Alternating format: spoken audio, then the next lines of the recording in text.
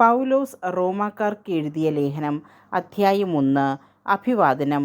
യേശുക്രിസ്തുവിൻ്റെ ദാസനും അപ്പോസ്തലനായിരിക്കാൻ വിളിക്കപ്പെട്ടവനും ദൈവത്തിൻ്റെ സുവിശേഷത്തിനായി പ്രത്യേകം നിയോഗിക്കപ്പെട്ടവനുമായ പൗലോസ് എഴുതുന്നത്.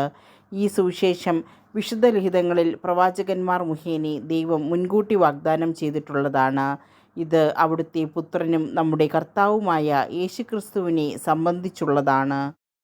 അവൻ ജഡപ്രകാരം ദാവീദിൻ്റെ സന്തതിയിൽ നിന്ന് ജനിച്ചവനും മരിച്ചവരിൽ നിന്നുള്ള ഉത്ഥാനം വഴി വിശുദ്ധിയുടെ ആത്മാവിന് ചേർന്നവിധം ശക്തിയിൽ ദൈവപുത്രനായി നിശ്ചയിക്കപ്പെട്ടവനുമാണ്. അവൻ്റെ നാമത്തെ പ്രതി വിശ്വാസത്തിൻ്റെ വിധേയത്വം സകല ജാതികളുടെ ഇടയിലും ഉളവാകേണ്ടതിന് ഞങ്ങൾ കൃപയും അപ്പോസ്തലസ്ഥാനവും പ്രഖ്യാപിച്ചിരിക്കുന്നു.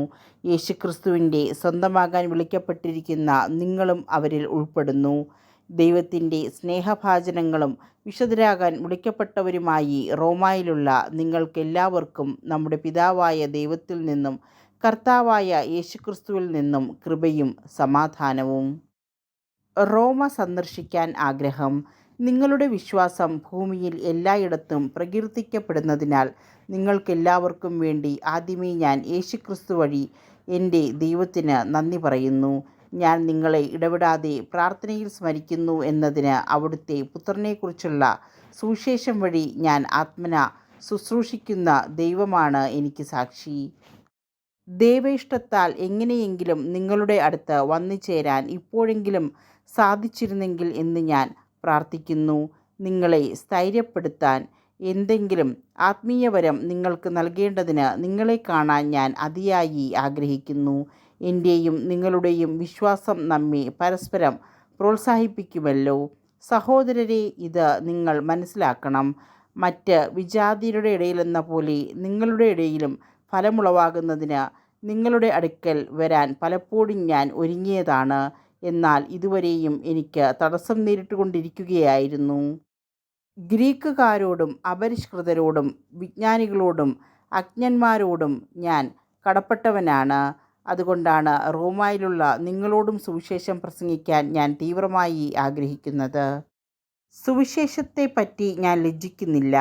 എന്തെന്നാൽ വിശ്വസിക്കുന്ന ഏവർക്കും, ആദ്യം യഹൂദർക്കും പിന്നീട് ഗ്രീക്കുകാർക്കും അത് രക്ഷയിലേക്ക് നയിക്കുന്ന ദൈവശക്തിയാണ്. അതിൽ വിശ്വാസത്തിൽ നിന്ന് വിശ്വാസത്തിലേക്ക് നയിക്കുന്ന ദൈവത്തിൻ്റെ നീതി വെളിപ്പെട്ടിരിക്കുന്നു. നീതിമാൻ വിശ്വാസം വഴി ജീവിക്കും എന്ന് എഴുതപ്പെട്ടിരിക്കുന്നുവല്ലോ. മനുഷ്യൻ്റെ തിന്മ. മനുഷ്യരുടെ സകല ദുഷ്ടതയ്ക്കും അനീതിക്കുമെതിരായി ദൈവത്തിൻ്റെ ക്രോധം ആകാശത്തു നിന്ന് പ്രത്യക്ഷപ്പെടുന്നു. അവർ തങ്ങളുടെ അനീതിയിൽ സത്യത്തെ തളച്ചിടുന്നു. ദൈവത്തെക്കുറിച്ച് അറിയാൻ കഴിയുന്നതൊക്കെ അവർക്ക് വ്യക്തമായി അറിയാം. ദൈവം അവയെല്ലാം അവർക്ക് വെളിപ്പെടുത്തിയിട്ടുണ്ട്. ലോകസൃഷ്ടി മുതൽ ദൈവത്തിൻ്റെ അദൃശ്യപ്രകൃതി, അതായത് അവിടുത്തെ അനന്തശക്തിയും ദൈവത്വവും സൃഷ്ടവസ്തുക്കളിലൂടെ സ്പഷ്ടമായി അറിഞ്ഞിട്ടുണ്ട്. അതുകൊണ്ട് അവർക്ക് ഒഴികഴിവില്ല. അവർ ദൈവത്തെ അറിഞ്ഞിരുന്നെങ്കിലും അവിടുത്തെ ദൈവമായി മഹത്വപ്പെടുത്തുകയോ അവിടുത്തേക്ക് നന്ദി പ്രകാശിപ്പിക്കുകയോ ചെയ്തില്ല. മറിച്ച് അവരുടെ യുക്തിവിചാരങ്ങൾ നിഷ്ഫലമായി തീരുകയും വിവേകരഹിതമായ ഹൃദയം അന്ധകാരത്തിലാണ്ട് പോവുകയും ചെയ്തു. ജ്ഞാനികളെന്ന് അവകാശപ്പെട്ടുകൊണ്ട് അവർ ഭോഷന്മാരായി തീർന്നു. അവർ അനശ്വരനായ ദൈവത്തിൻ്റെ മഹത്വം നശ്വരനായ മനുഷ്യൻ്റെയോ പക്ഷികളുടെയോ മൃഗങ്ങളുടെയോ ഇഴജന്തുക്കളുടെയോ സാദൃശ്യമുള്ള വിഗ്രഹങ്ങൾക്ക് കൈമാറി.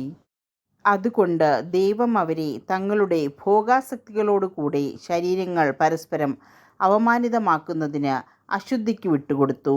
എന്തെന്നാൽ അവർ ദൈവത്തിൻ്റെ സത്യം ഉപേക്ഷിച്ച് വ്യാജം സ്വീകരിച്ചു. അവർ സൃഷ്ടാവിലുപരി സൃഷ്ടിയെ ആരാധിക്കുകയും സേവിക്കുകയും ചെയ്തു. അവിടുന്ന് എന്നേക്കും വാഴ്ത്തപ്പെട്ടവനാണ്. ആമേൻ. അക്കാരണത്താൽ ദൈവം അവരെ നിന്ദ്യമായ വികാരങ്ങൾക്ക് വിട്ടുകൊടുത്തു. അവരുടെ സ്ത്രീകൾ സ്വാഭാവിക ബന്ധങ്ങൾക്ക് പകരം പ്രകൃതിവിരുദ്ധ ബന്ധങ്ങളിലേർപ്പെട്ടു. അതുപോലെ പുരുഷന്മാർ സ്ത്രീകളുമായുള്ള സ്വാഭാവിക ബന്ധം ഉപേക്ഷിക്കുകയും പരസ്പരാസക്തിയാൽ ജ്വലിച്ച് അന്യോന്യം ലജ്ജാകര കൃത്യങ്ങളിൽ ഏർപ്പെടുകയും ചെയ്തു. തങ്ങളുടെ തെറ്റിന് അർഹമായ ശിക്ഷ അവർക്ക് ലഭിച്ചു.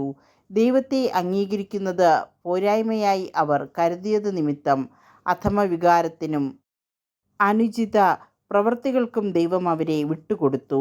അവർ എല്ലാ തരത്തിലുമുള്ള അനീതിയും ദുഷ്ടതയും അത്യാഗ്രഹവും തിന്മയും നിറഞ്ഞവരാണ്. അസൂയ, കൊലപാതകം, ഏഷണി, കലഹം, വഞ്ചന, പരദ്രോഹം എന്നിവയിൽ അവർ മുഴുകുന്നു. അവർ പരദൂഷകരും ദൈവനിന്ദകരും ധിക്കാരികളും ഗർവിഷ്ഠരും പൊങ്ങച്ചക്കാരും തിന്മകൾ ആസൂത്രണം ചെയ്യുന്നവരും മാതാപിതാക്കളെ അനുസരിക്കാത്തവരും ബുദ്ധിഹീനരും അവിശ്വസ്തരും ഹൃദയശൂന്യരും കരുണയില്ലാത്തവരും ആയിത്തീർന്നു. ഇത്തരം കൃത്യങ്ങൾ ചെയ്യുന്നവർ മരണാർഹരാണ് എന്ന ദൈവകൽപ്പന അറിഞ്ഞിരുന്നിട്ടും അവർ അവ ചെയ്യുന്നു. മാത്രമല്ല, അങ്ങനെ ചെയ്യുന്നവരെ അംഗീകരിക്കുകയും ചെയ്യുന്നു.